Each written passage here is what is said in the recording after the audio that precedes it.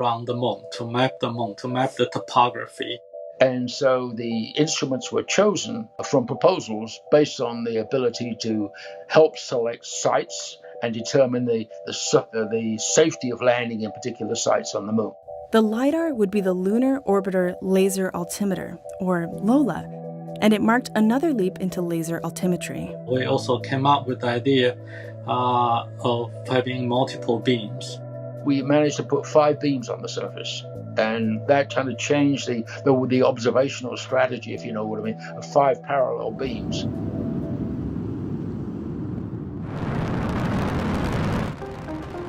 But after launch, LOLA was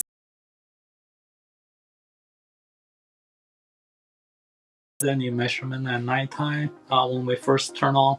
It was quite a shock, and it was the first LiDAR that didn't work at the initial turn on. The people that are heavily involved in the instrument development, you're pulled back in if there's surprises that occur. On LOLA, the blankets were all tied tightly.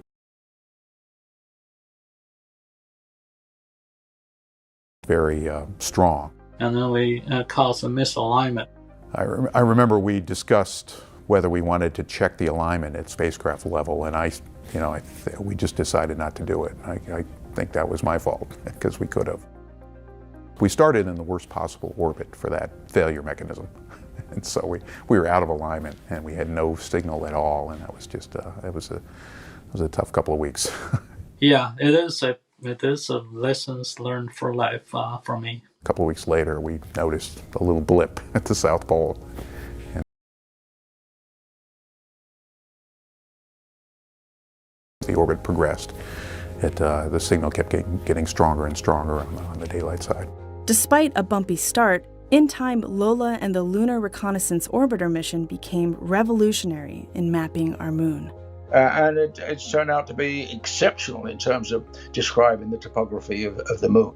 As a result of LOLA, I think largely, if not the others as well, the doubts about whether a laser altimeter, for example, could last, age limits, lifetime limits,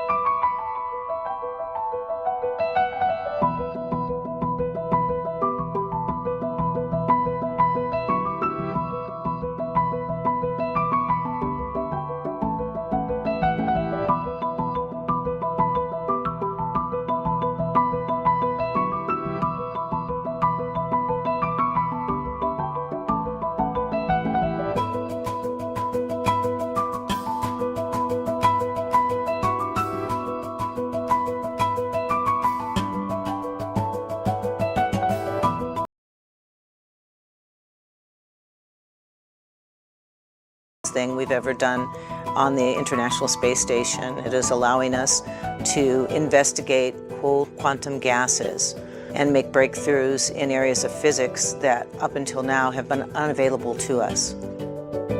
NASA built the International Space Station to do the kind of research that we're doing in the Cold Atom Lab. This is the first time we're able to study this fifth state of matter in space. Bose-Einstein condensation is an amazing feat of engineering in itself, but this type of physics is difficult to do in ground-based experiments. And so doing this in microgravity is going to allow us to really see what's going on. So you have something cool, how do you make it cooler? You put it in space.